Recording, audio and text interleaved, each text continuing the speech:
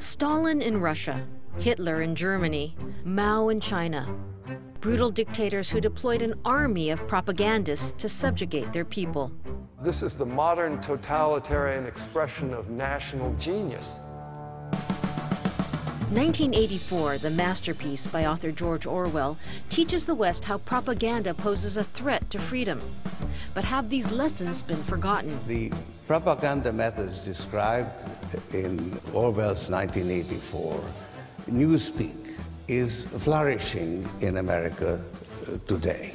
In an age of mass media and the internet, propaganda has taken on some new forms, less ominous, but arguably more effective. 5 students of propaganda reveal the fascinating history of this dark art. In There You Go Again, Orwell Comes to America. Propaganda, Then and Now. A conference at the New York Public Library held on November 7th, 2007. The name of George Orwell, as you've seen, is prominently displayed on the title of this conference, but I'd like to start with a disclaimer.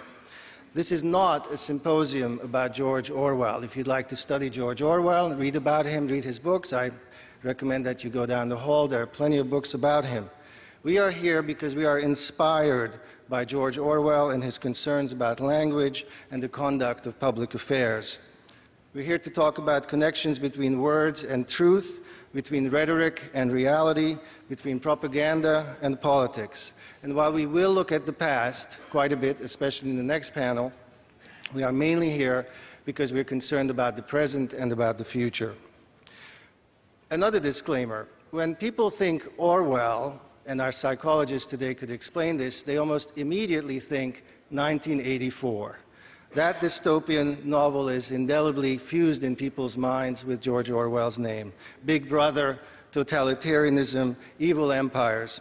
I'm happy to say that is not the world we pretend to live in here today. So this conference, as Paul mentioned, is about another classic Orwell piece, Politics in the English Language, wonderful essay. It's in the book that we're publishing today. And in this he warned that the abuse of language, imprecise, fuzzy, obtuse, untruthful rhetoric can corrode public life and endanger democracy. And we're trying to do something about that here today, because 60 years after Orwell, well into a new millennium, his concerns, unfortunately, still appear timely. Propaganda, manipulation, deception, ideological bias, call it whatever you want, all of these are alive and well here and now. Although propaganda has been with us for almost as long as politics has been with us, today it is refined, targeted, and amplified with the help of modern technology.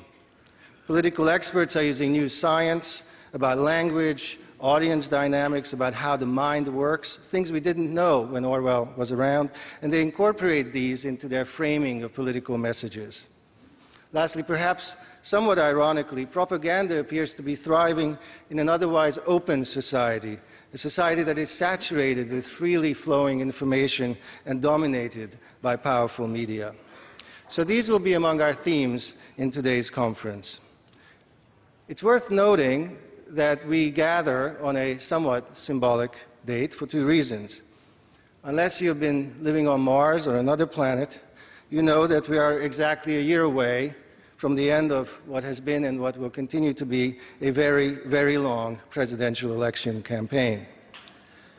This is therefore probably a good time to remind everybody who's involved in that process, whether as an actor in it or somebody covering it or merely observing it and then hopefully voting in it, to keep our politicians tied to facts where possible. This conference, in a small way, is perhaps a beginning in an effort to help inoculate the public against the worst excesses of manipulation.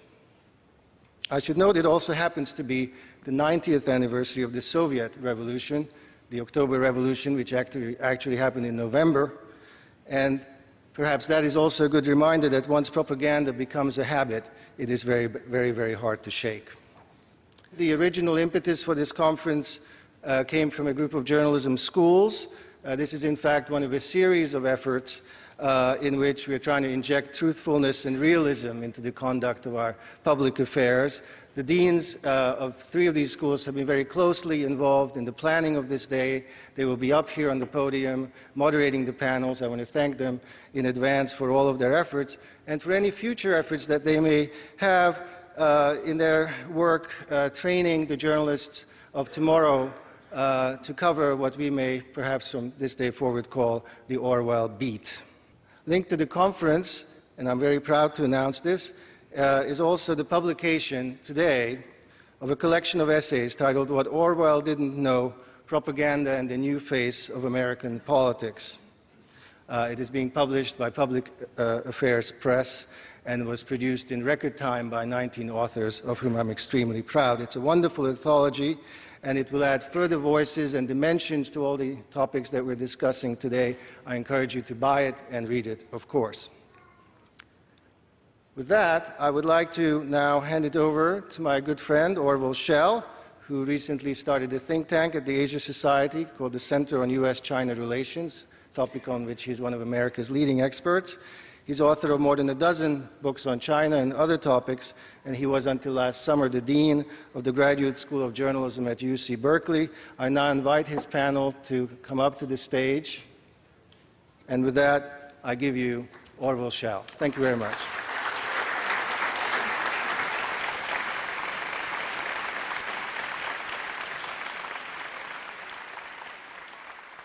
Well, it's great to see you all here.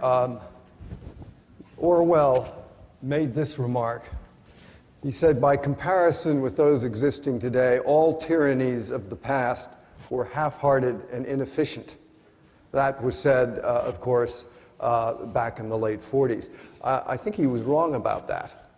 And we're here today, I think, precisely to follow the odyssey of this rather sophisticated art of propaganda through its various evolutionary stages. And to start, what we want to do is to look back before we go forward.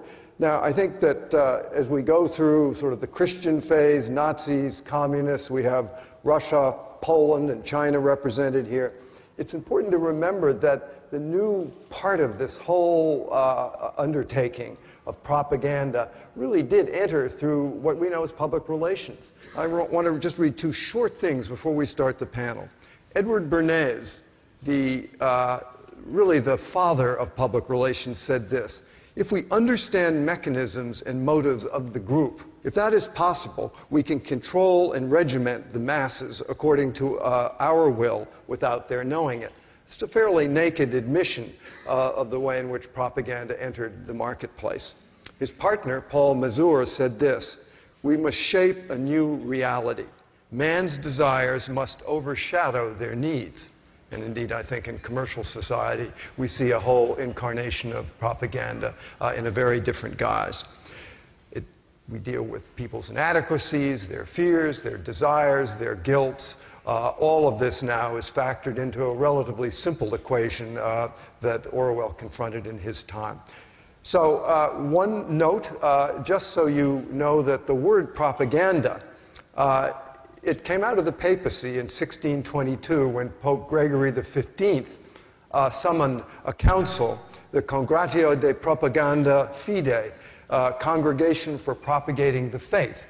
In other words, to bring the Catholic Church into concert in their message around the world as they proselytized. And from that, of course, it's gone through various, I suppose we could call them, stations of the cross. So now let's begin.